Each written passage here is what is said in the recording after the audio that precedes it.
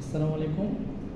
আজকে ডেভেলপমেন্ট ইকোনমিক্সে আমরা আলোচনা করব মাইক্রো ফাইন্যান্স। মাইক্রো মানে কি? ক্ষুদ্র, ছোট।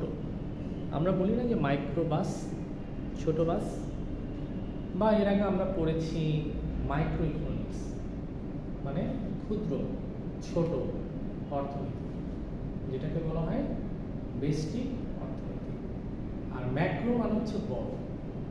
এটা গ্রিক শব্দ ম্যাক্রোস থেকে আসছে, MAKROS। এটা মানে হচ্ছে সামষ্টিক, সমষ্টিক না। ইকোনমিক্সের ভাষাটা একটু অন্যরকম, সরকারের এরকম সামষ্টিক অর্থনীতি, যেটা মাইক্রো হচ্ছে একটু বড়। যেমন আপনি একটা জব ইন্টারভিউতে গেলেন, আপনাকে বললো যে একজন মানুষের বেতন, একজন মানুষের আয়, একজন মানুষের বিনিয়োগ, একজন মানুষের সেভিংস, একজন মানুষের সঞ্চয়, প্রপেন্সিটি টু কনজিউম, ভোগ করার প্রবণতা, সব কিছু কি মাইক্রো নাকি ম্যাক্রো রেশিও? উত্তর হচ্ছে এটা যেহেতু শুধুমাত্র একজন মানুষকে ডিল করে, একজন মানুষের বেতন, একজন মানুষের আয়, একজন মানুষের ইনকাম, ইনভেস্টমেন্ট, ডিমান্ড, সাপ্লাই, কনজাম্পশনের নেচার, তাহলে এটা হচ্ছে মাইক্রো ইকোনমিক্স। কারণ এটা শুধুমাত্র একজন ব্যক্তি বা ইন্ডিভিজুয়ালকে নিয়ে আলোচনা করে। কিন্তু যদি বলা হয় আনএমপ্লয়মেন্ট, এটা আবার কেমন রে ভাই? এটা কি একজন মানুষের আনএমপ্লয়মেন্ট বোঝাচ্ছে? না, পুরো দেশের কত পার্সেন্ট মানুষ বেকার। তাহলে এটা কি আর মাইক্রো ইস্যু থাকে? এটা হয়ে যায় একটা রাষ্ট্রীয় বিষয়। এই জন্য এটা হয় সামষ্টিক বা ওভারঅল বা অ্যাগ্রিগেটেড, অ্যাটলিস্ট ইন্ডিভিজুয়ালের চেয়ে বেশি। সুতরাং এটা হচ্ছে ম্যাক্রো ইকোনমিক্সে আলোচনা হচ্ছে। এইভাবে দেশে যদি মুদ্রা সংকোচন হয়, ডিফ্লেশন, মুদ্রাস্ফীতি হয়, ইনফ্লেশন, তাহলে এগুলো কখনোই ব্যক্তিক প্রবলেম না, এগুলো হচ্ছে সামষ্টিক প্রবলেম। এই জন্য এগুলোকে বলা হয় ম্যাক্রো ইকোনমিক্সের আলোচনার বিষয়। মাইক্রো মানে ছোট, ম্যাক্রো মানে বড়। তো এখন বলা হচ্ছে ম্যাক্রো ফাইন্যান্স না, মাইক্রো ফাইন্যান্স মানে ক্ষুদ্র ঋণ। ফাইন্যান্স শব্দের অর্থ হচ্ছে অর্থ সংস্থান, হ্যাঁ, অর্থায়ন বা অর্থ সংস্থান। দুই তিনটা বিষয় আপনারা শিখে রাখেন। অনেকে বলে না যে ডিরেক্ট, অনেকে বলে ডাইরেক্ট, অনেকে বলে ইনডাইরেক্ট, অনেকে বলে ডাইরেক্ট, সবগুলো একই। এভাবে ফিনান্সকে ফি দিয়ে বলেন অথবা ফাইন্যান্স দিয়ে বলেন, সবগুলো একই কথা। কিন্তু যখন আপনি বলবেন যে টু দিয়ে কিছু বলতে যাবেন, তখন চেষ্টা করবেন ফাইন্যান্স শব্দটা করতে। এটা শব্দ শ্রুতিমধুর শোনে, to finance, to finance the project, বুঝতে পারলেন? কিন্তু as a subject name, finance and finance both are correct, বুঝতে পারলেন? আচ্ছা, ফাইন্যান্স মানে হচ্ছে অর্থ সংস্থান। কোন একটা জায়গায় টাকা দরকার, আমি ওই প্রজেক্টে, ওই ব্যবসায় কিছু টাকা ঢালবো, এই যে টাকাটা দিচ্ছি, এটাই হচ্ছে ফাইন্যান্স। ফাইন্যান্সিং কি? ফাইন্যান্সের কাজ হচ্ছে ফাইন্যান্স। অনেকে বলে যে who is a manager, what is management? মানুষ উত্তর দেয় management is what a manager does. Manager যা করে সেটাই তো ম্যানেজমেন্ট। তাহলে ফাইন্যান্সিং হচ্ছে ফাইন্যান্স করার কাজটা। ফাইন্যান্স করার কাজটাকে বলা হয় ফাইন্যান্সিং। তো যখন বলা হবে মাইক্রো ফাইন্যান্স মানে ক্ষুদ্র অর্থ সংস্থান বা অর্থায়ন, এটা একটা সাবজেক্ট। যেমন অ্যাকাউন্টিং একটা সাবজেক্ট, ফাইন্যান্স একটা সাবজেক্ট, আর সেখানে একটা সাব টপিক, সাবসেট হচ্ছে মাইক্রো ফাইন্যান্স। এখানে ফাইন্যান্স শব্দের প্রতিশব্দ বা সমার্থক শব্দ বা সিনোনিমাস ওয়ার্ড হচ্ছে ক্রেডিট, অন্তত এই আলোচনা ক্ষুদ্র ঋণ। আচ্ছা, মনে রাখবেন লোন হতে পারে শর্ট টার্ম, 1 বছরের মধ্যে পে করতে হবে, 1 বছর থেকে 3 বছর, না 1 বছর ঊর্ধ্বে কিন্তু 3 বছর, ক্ষেত্র বিশেষে 5 বছর ছুঁইছি, 5 বছর নয় কিন্তু 5 বছর ছুঁইছি, 4 বছর 364 দিন। এগুলো হচ্ছে সবগুলো হচ্ছে নেট রেঞ্জের মধ্যমেয়াদ। আর যেগুলো 5 বছর তার চেয়ে বেশি, সেগুলো হচ্ছে দীর্ঘমেয়াদী, অনেক দিনের জন্য মানুষ। আর ক্রেডিট শব্দের অর্থ হচ্ছে অ্যাকাউন্টিং এর ভাষায় বকেয়া। আপনি দেখবেন যে মিস্টার আব্দুল রহিম থেকে পণ্যদ্রব্য কেনা হলো অন ক্রেডিটে, তার মানে হচ্ছে বাকি। এখানে ক্রেডিট শব্দের অর্থ অ্যাকাউন্টিং এর দৃষ্টিকোণ থেকে বাকি বকেয়া বা একটা অনাদায়ী অংশ, কিন্তু ইকোনমিক্সের দৃষ্টিকোণ থেকে এবং ফিনান্সের দৃষ্টিকোণ থেকে ক্রেডিট মানে হচ্ছে ঋণ। আরো মজার বিষয় হচ্ছে আমরা যখন বলি 1 ম্যাথমেটিক্সে তার আগে কিন্তু একটা প্লাস থাকে, এটা প্লাস 1ই বটে, কিন্তু আমরা বলি 1। ঠিক তেমনি ক্রেডিট বলতে এমন একটা লোনকেই মূলত বোঝায় যেটা ক্ষুদ্র ঋণ, বড় বা বৃহৎ অংশের কোনো ঋণ না। একটা ক্রেডিট কার্ড দিয়ে আপনি একটা বড় জমি কিনে ফেলতে পারবেন না, ক্ষুদ্র একটা টাকা আপনাকে ব্যাংক দিবে, হয়তো একটা শাড়ি কিনতে পারবেন, হয়তো একটা ফ্রিজ কিনতে পারবেন 40,000 টাকা দিয়ে, একটা ল্যাপটপ নিতে পারবেন, একটা মোবাইল ফোন ক্রেডিট কার্ড দিয়ে নিলেন। আপনি একটা জমি কিনতে পারবেন না 2-3 কোটি টাকা, ক্রেডিট কার্ড আপনাকে এই অ্যামাউন্টটা দিবে না, কারণ ক্রেডিট ছোট্ট অল্প একটা ঋণের অংশ। বুঝতে পারতেছেন? এই জন্য মাইক্রো ক্রেডিট মানে হচ্ছে ক্ষুদ্র ঋণ। 1983 সালের আগে এই কনসেপ্টটা নিয়ে মানুষ জানতো না, বুঝতো না। এই কনসেপ্টের প্রোভাইডার বা পাইওনিয়ার যিনি এটা দিয়েছিলেন তিনি হচ্ছেন প্রফেসর ডক্টর মোহাম্মদ ইউনুস, চিটাগং ইউনিভার্সিটির ইকোনমিক্স ডিপার্টমেন্টের প্রফেসর। উনি নোবেল প্রাইজ পেয়েছিলেন ওনার গ্রামীণ ব্যাংক এবং ওনার কন্ট্রিবিউশনের জন্য উনি নোবেল প্রাইজ পেয়েছিলেন। তো উনি চিটাগংয়ের আপনার চিটাগং ইউনিভার্সিটির জোবরাটা একটা তেভাগা খাওয়ার আছে, ওখানে উনি ওনার কার্যক্রম ফর দ্য ফার্স্ট টাইম চালু করেন। আমি ওখানে ছিলাম এক সময়, আমি যখন এসএসসি পড়ি তখন ওখানে ছিলাম জোবরাকে। মানুষজন বলতো, শুনতাম যে ইউনুস স্যার বসে থাকতেন একটা টেবিল নিয়ে, ক্ষুদ্র ঋণ দিতেন, ওটা কালেক্ট করার দিন আমার টেবিল নিয়ে বসতেন, সবাই আসতো, টাকা পয়সা ফেরত দিত, কেউ নিয়ে যেত। এখন তো অনেক বিশাল ব্যাপার। 1983 সালে উনি গ্রামীণ ব্যাংক প্রতিষ্ঠা করেন, মানে 40 বছরের উপরে, 41 বছর। আমার জন্ম হচ্ছে 84 সালে, এটা এস্টাবলিশ হয়েছে 83 সালে, মানে 41 বছর। এটার প্রতিষ্ঠাতা উনি ছিলেন। তো মানুষজন যখন অভাবে থাকে তখন সে অনেক বড় অঙ্কের কোনো লোন চায়। গরিব মানুষ, গৃহস্থ বাড়ি, সে চায় 10-15টা মুরগি পালবে, 20টা হাঁস পালবে, একটা গরু কিনবে, 2টা ছাগল কিনবে, এগুলো একটু পালবে, তারপর সেটা বাজারে বিক্রি করবে, ডিম বিক্রি করবে, মাংসের চাহিদা পূরণের জন্য মাংস বা মুরগি বিক্রি করবে, হাঁস বিক্রি করবে। তো এরকম অনেক কিছু, মাছ চাষ করবে, হ্যাঁ, ফসলের জমিতে ধান বীজ কেনার টাকা লাগবে। এই অর্থটুকু তখন ওরকম ফাইন্যান্সিং করতো না গভর্নমেন্ট, ওই অর্থে না।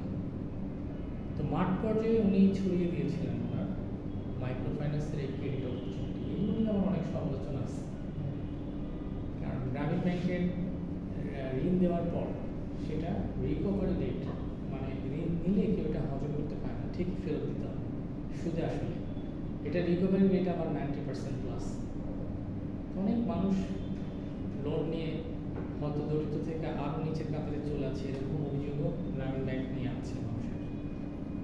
ইভেন এই বন্যার সময় সেদিন একটা ভিডিও দেখলাম, এক মহিলা কাঁদতে কাঁদতে বলতেছে যে গ্রামীণ ব্যাংকের লোক আসছে কিস্তির টাকা নেওয়ার জন্য, আমি কীভাবে কিস্তি দিব, বন্যায় তো সব ভেসে গেছে। এই জন্য প্রফেসর মোহাম্মদ ইউনুসের এগেস্ট অনেক জল্পনা কল্পনা, এবং আপনারা ইউটিউবে ঘাটলে একটা ডিরেক্টরি পাবেন, একটা ভিডিও ওনার এগেস্টে সুন্দর করে তৈরি করা, দেখবেন যে ওখানে অনেক মানুষের স্বাক্ষর, এটা পজিটিভ আর নেগেটিভলি প্রুভড, যে এটা অনেকে আরও নিশ্চয়ই গেছে। টিনের চাল খুলে নিয়ে আসছে, গবাদি পশু নিয়ে চলে আসছে, তবুও তার লোনের কিস্তি চাই। মানুষকে ওরকম ফ্যাসিলিটি দেওয়ার নামে অনেকে সর্বশান্ত হয়েছে। যাই হোক, লোন ডিউরেশন হচ্ছে এটা 1 থেকে 2 বছর অথবা 2 থেকে 3 বছর। উইকলি ইনস্টলমেন্ট, স্পেড প্রতি মাসে না, প্রতি সপ্তাহে ইনস্টলমেন্ট। ক্ষেত্র বিশ্বে 90টা ইনস্টলমেন্ট, মিনিমাম 45টা, মানে 45 সপ্তাহে দিতে হবে। 52 সপ্তাহে কয় বছর? 1 বছর, মোটামুটি 52 কাছাকাছি 45টা, আর একটু ভেঙে দিলে 2 বছর হলে 90টা কিস্তি প্রতি সপ্তাহে। যে টাকা নিয়েছো ওই টাকা এখন সুদে আসলে ফেরত দাও। আর যদি 2 থেকে 3 বছরের লোন দেওয়া হয় তাহলে সেটা একটু বড় কিস্তি, 12টা কিস্তি, হয়তো 3 মাস পর বা কোনো একটা সময় একটা কিস্তি দিবে, দিয়ে সর্বোচ্চ 36টা কিস্তি, তাহলে প্রতি মাসে একটা কিস্তি, তাই না? লোন অ্যামাউন্ট ক্ষুদ্র, ধরেন 50,000 টাকা, এটা আমি নেট থেকেই নিয়েই বলতেছি। 50,000 টাকা, সর্বোচ্চ 25 লাখ টাকা, এর বেশি না। কারণ ক্ষুদ্র ঋণের সংজ্ঞাটা কিন্তু একটু ক্ষুদ্র ক্ষুদ্র টাইপ। 2, 4, 5 কোটি টাকা এখানে স্মল অ্যান্ড মিডিয়াম এন্টারপ্রাইজের লোন হয়ে যাবে, এসএমই যেটাকে বলা হয়, সেটা না, কনসেপ্টটা ডিফারেন্ট।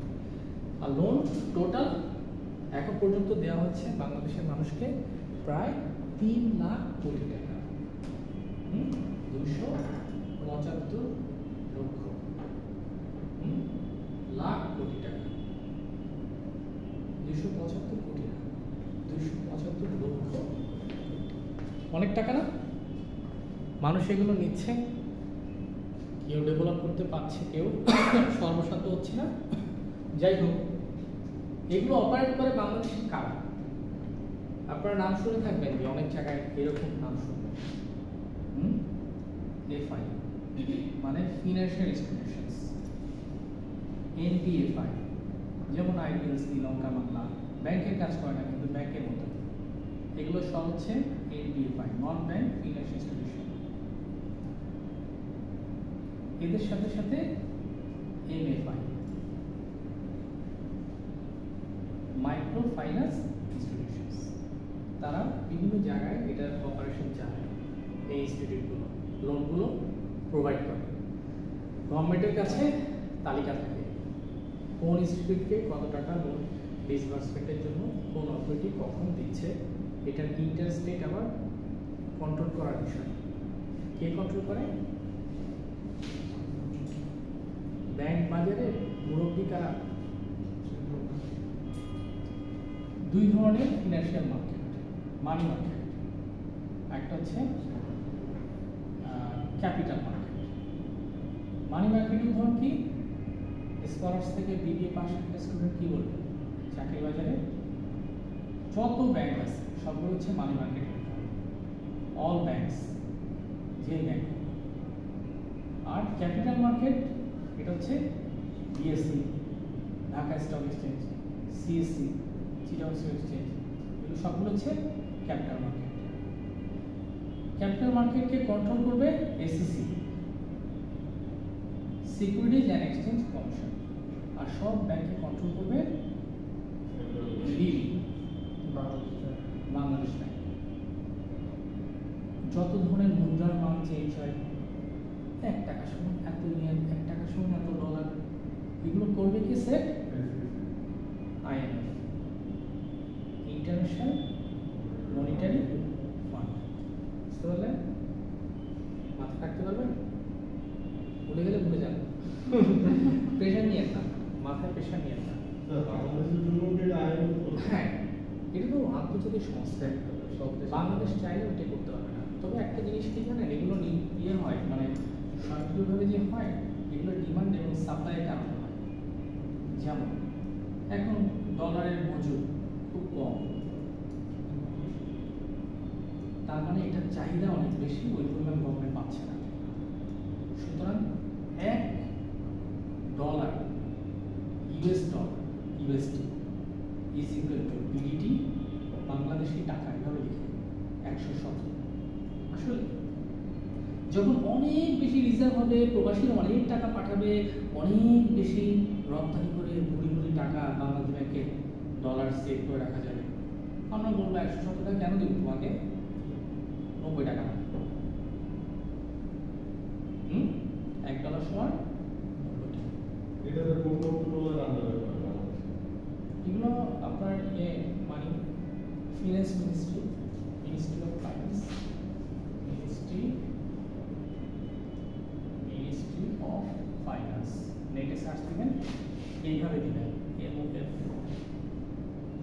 ওকে, এগুলো কিন্তু আবার কন্ট্রোল করে কাকে? এই সবগুলোকে কন্ট্রোল করে, এটাকে কন্ট্রোল করে, এটাকে কন্ট্রোল করে, আর এটাকে কন্ট্রোল করে মিনিস্ট্রি অফ ফাইন্যান্স। আবার এদের দুটা শাখা আছে, এরাও নোট ছাপায়, বাংলাদেশ ব্যাংকও নোট ছাপায়।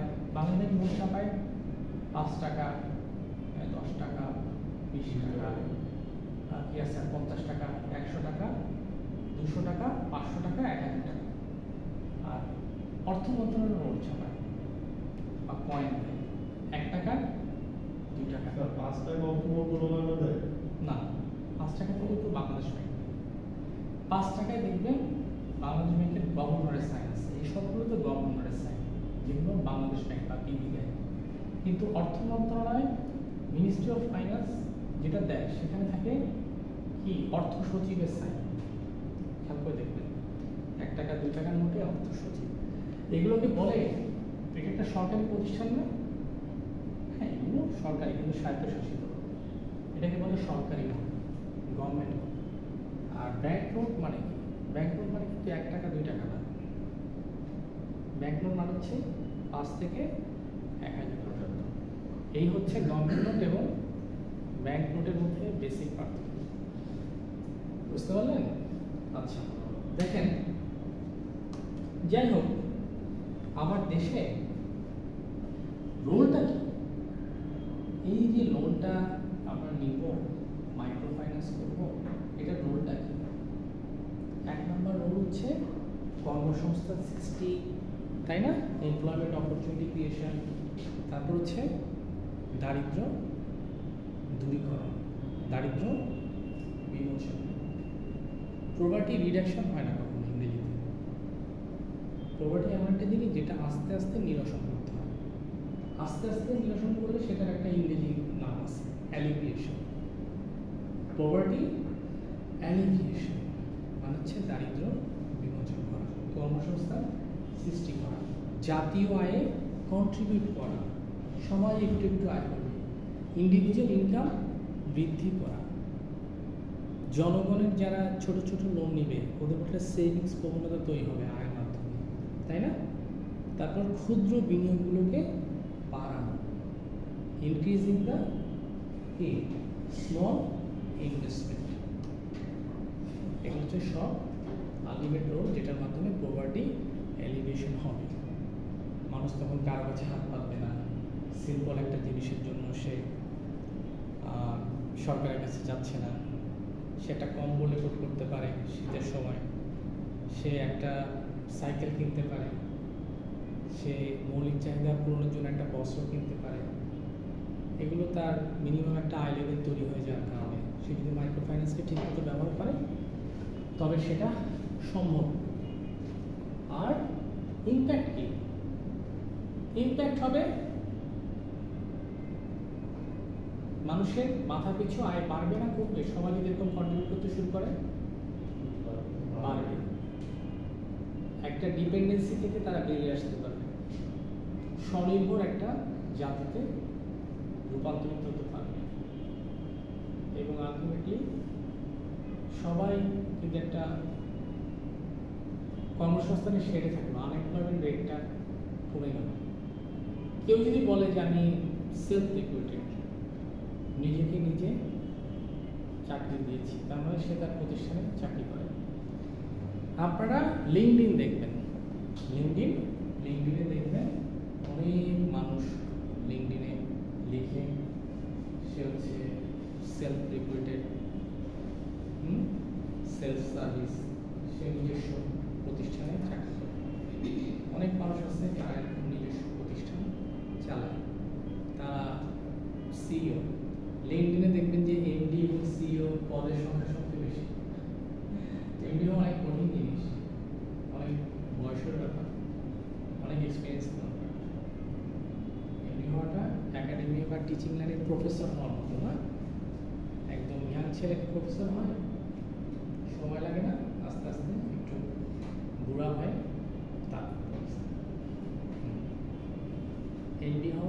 তখন একটা মানুষ সে ঢুকে সার্ভিস দেয়, অনেক পর অনেক ডিপার্টমেন্টে জব করে, তারপর এক সময় সে একটা ভালো পদবি পায়, তাই না? তো লিঙ্কডইনে দেখবেন যে সেটা প্রতিষ্ঠানে এমডি, সিইও, জিএম নিজেকে নিজে অনেক কিছু দিয়ে তারা প্রকাশ করে। এটা আমি নেগেটিভলি দেখি না, কারণ মানুষের জীবনটা অনেক ছোট।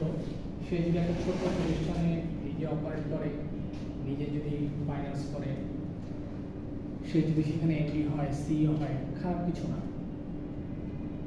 আমার ইচ্ছা আছে আমি ছোটোখাটো একটা প্রতিষ্ঠান কখনো করি, আমি ওখানে সিইও হয়ে বসে থাকি, লিখবো, সবাইকে কার্ড দিব, মানুষের মনের একটা ভালো লাগা আছে।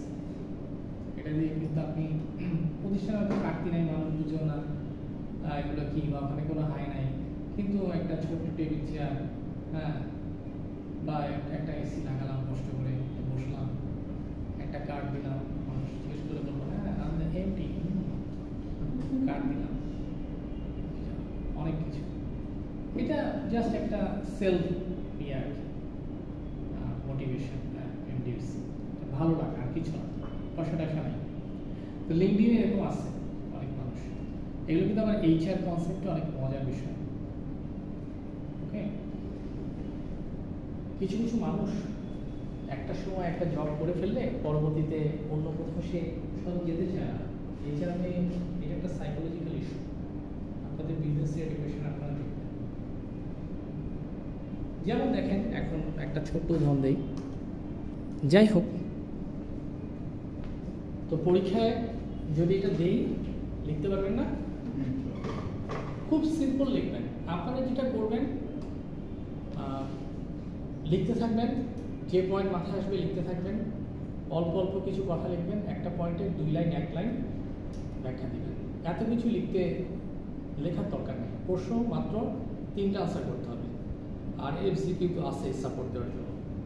আর 3টা প্রশ্নের জন্য আমি 4টা বা 5টা প্রশ্ন যদি দিয়ে দিই, আপনি 4টা করে আসলে মোটামুটি কভারেজ আসলো। 3টা ভালোভাবে দেখে আসলেন, একটা একটু কম দেখে আসলেন, আর 4টা দেখে আসলেন 6টার মধ্যে, ইনশাল্লাহ হয়ে যাবে।